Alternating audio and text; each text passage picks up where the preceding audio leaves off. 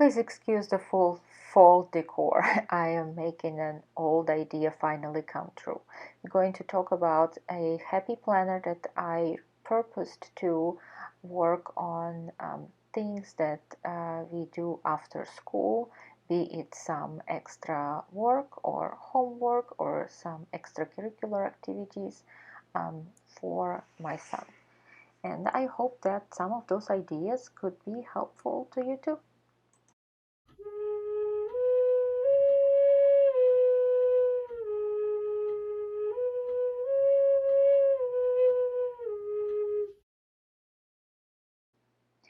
Okay, so I gave this planner a long title of being the IEP, an extracurricular and homework planner, but I think the best way to call it is an after-school planner. I mentioned in my daily video that should daily planner video that should ideally come up before this, that I'm currently trying to condense all of my daily tasks into this one day on 2 pages spread, and my son's extracurriculars as appointments are of course there too, and of course that might mean that this planner goes by the wayside. However, I'm not sure I'm ready to give it up. It's actually truly helpful in a way that it gives me a better overview of everything that is going on per month and per week. There are certain tasks that are not super visible on a daily basis because those are things that we kind of want to touch weekly or maybe a couple times per week. And so because of that, I'm not quite sure I'm ready to let go of this planner, and I would like to then share it with you guys because maybe you see some value in it too, especially if you are not on this quest of trying to condense your entire life into one book, or at least for daily planning. Maybe you find it more convenient, like I used to have certain areas delegated to their separate books, and in some ways I still do, and this could be one of the ways. So let's dive in and take a look. This is, as you can see, a happy planner. Happy planner cover with an addition of this awesome puzzle, and it's disc bound. As you can see, the puzzle, my son got it from a birthday party. It was a party favor, and I think it's awesome. You are extraordinary. Okay, so going right in, this is next month, and I'm going to start from the beginning of the month and just share with you what I do with every spread. So this is for goals and ideas, and then it has this blank section. I traditionally put there the IEP goals. It might not be applicable for everybody, but I like to rewrite them month to month, and especially once you get your progress reports for your child, that might help you to kind of clarify the goals, so they might not be identically sounding from month to month, but rather that gives you a more precise idea of what exactly you are working on and what they're working on at school, and gives you an overview for what tasks you need to be planning on for that month. So that was I put there. Of course, the IEP idea is not applicable to everybody, but I'm sure you can find other uses for that section. Goals and ideas is generic enough. By the way, I forgot to tell you guys which exactly happy planner that is, but I'm going to look that up and have a look in the on the Happy Planner site, and I will put the exact information into the show notes. So then next here we have the section with birthdays and dates to remember, and specific holidays. I will put right down here usually the school events, the events that he has in his extracurricular activities, and then of course birthdays of his friends and things like that. Anything that affects his daily schedule pretty much needs to go here, so that we know on which days he needs to be out of school, for example. And then there is this focus on section. The focus on is usually what is important for me to focus on this month. Sign and return some paperwork. Um, it could be something from the section on the side of it, again for me to focus on. Maybe I need to prepare something. So here we have a nice monthly cover. It's different every month. It can be redecorated if you don't really care for it. I just don't bother. And here we go to a monthly spread. It is dated. Holidays are on it, just a minimal standard like government holidays that you tend to get days off for. Um, I do not use it very much right now, at least, because I do not like to copy things from planner to planner, and I already have a daily spread that has everything like this. Monthly spread that has everything like this on our um, desk calendar where all the family appointments go. So I wouldn't really need to fill that out once again with school stuff, because all of my son's school and after school is already there. So what I was thinking to do now is, if I have a daily lunch menu that is available on the website, I could just put it right there, and we would know then whether we need to pack a lunch for him, and or he will buy the lunch. We would know that a bit in advance, maybe for the entire week, instead of deciding on a fly every time. Usually the night before, what we are doing about the lunch the day after. I think that would be super helpful. So here we are on the next page. Here's the quote. The quote is traditionally it is normal for happy planner, kind of geared towards planner girls or women. And then we get 3 trackers underneath. The trackers are there to track your daily tasks or habits. I do not have a ton of tasks that are on a daily basis. It kind of fluctuates depending on what we're working on and what he needs to work on for school. But 3 is a reasonable amount because, for example, we do try to work daily on language in Duolingo. Of course, Duolingo tracks it anyway, but if we use something else, if one day, like we already used to before, we decide to use other materials, then we will need to track for ourselves whether we hit that every day, whether in some way, shape, or form we work on his foreign language skills. So yes, I think there's usually 3 tasks like that I can find for every month that we need to track on a daily basis. And this area, I use it to create my weekly tracker.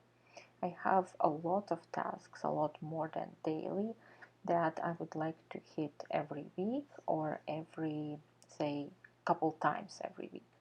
So then I create for myself a tracker where I will list all of these activities, and then across I will list every week of the month, and I'll be tracking them there. For example, right now we practice music, maybe realistically speaking, a couple times a week at best.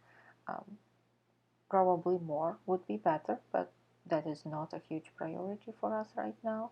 So I would be marking off under a specific week if we hit that activity twice, if that's my goal, or once if for something else that is my goal. For example, we're trying to do art once. There is plenty of note space in this planner. Before there was space for notes and ideas. Afterwards there is space for notes, 2 huge spreads. So this is better for me to use as that tracker than reserve, as it was intended to just blank note space.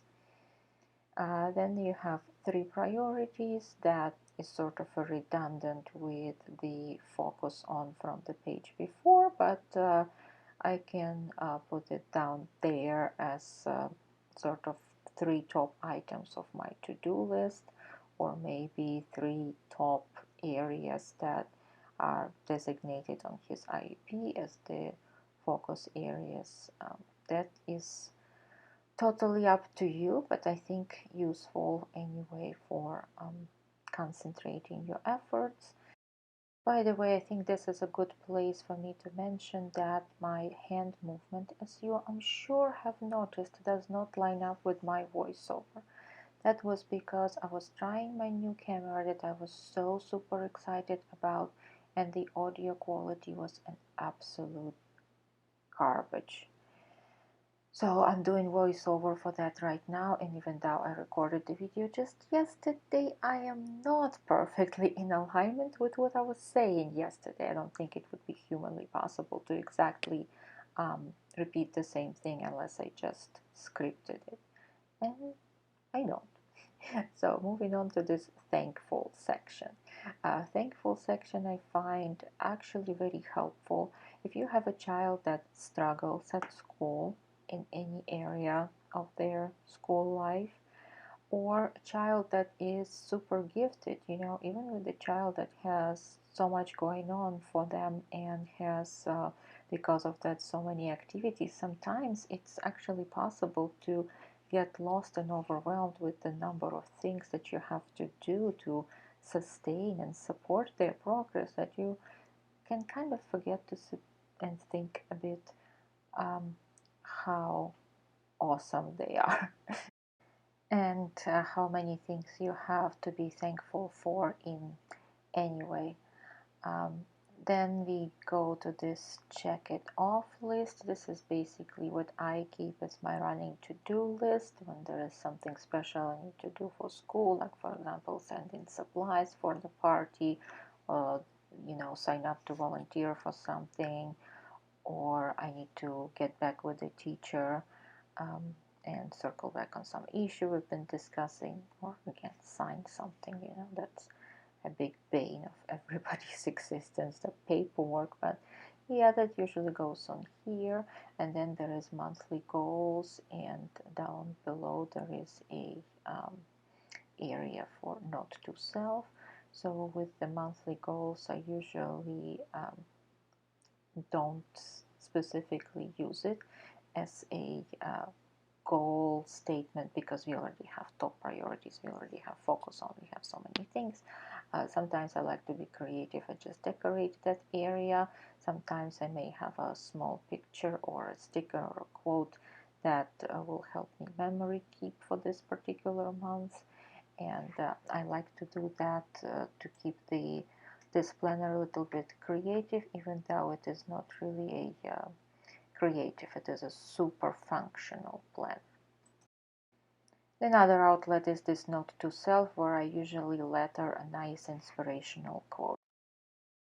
So here we now go into the daily tasks. All the monthly planning happens on the page before. These are just the tasks. They can be pulled from the weekly tracker, what you still need to work on this week. They can be determined by what you need to be working on based on what the school assigned for the day or sent you. It could be what you need to be working on because you're preparing for a certain project, or just because you decided to. And the spaces are not dated, but there are groups of these task lists, and there are generally as many groups as there are days in the month.